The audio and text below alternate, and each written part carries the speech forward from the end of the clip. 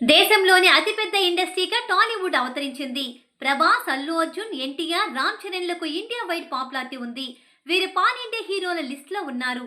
మరి దేశంలోని అతిపెద్ద హీరో ఎవరు, ఎవరికి అత్యంత ఎక్కువ పాపులారిటీ ఉంది అని బాలీవుడ్ కి చెందిన ప్రముఖ మీడియా సంస్థ ఆర్మాక్స్ సర్వే నిర్వహించింది. 2024 గాను most popular female film stars list విడుదల చేసింది. ఈ లిస్టులో టాలీవుడ్ హీరోల డామినేషన్ స్పష్టంగా కనిపిస్తోంది. టాప్ 10 లిస్ట్ పరిశీలిస్తే బాలీవుడ్ స్టార్ అక్షయ్ కుమార్ కి 10వ స్థానం దక్కింది. కొన్నాళ్లుగా అక్షయ్ కుమార్ కి విజయాలు లేకుండా పోయాయి. హిట్ కోసం ఆయన ప్రయత్నం చేస్తున్నారు. 9వ స్థానంలో రామ్ చరణ్ ఉన్నాడు. ఒకప్పుడు రామ్ చరణ్ ఇంకా మెరుగైన ర్యాంక్ కలిగి ఉండేవాడు. గేమ్ చేంజర్ అనంతరం రామ్ చరణ్ ర్యాంక్ పెరిగే సూచనలున్నాయి. 8వ స్థానంలో సూర్య ఉన్నాడు. సూర్య లేటెస్ట్ మూవీ కంగువ ఆశించిన స్థాయిలో ఆడలేదు. 7వ స్థానం మహేష్ బాబుకు దక్కింది. మహేష్ బాబు ఇంతవరకు ఒక పాన్ ఇండియా మూవీ కూడా చేయలేదు. అయినా ఆయనకు ఇండియా వైడ్ పాపులారిటీ ఉందని ఈ సర్వే తెలియజేస్తోంది. 6వ స్థానం అజిత్ కుమార్ కి దక్కింది.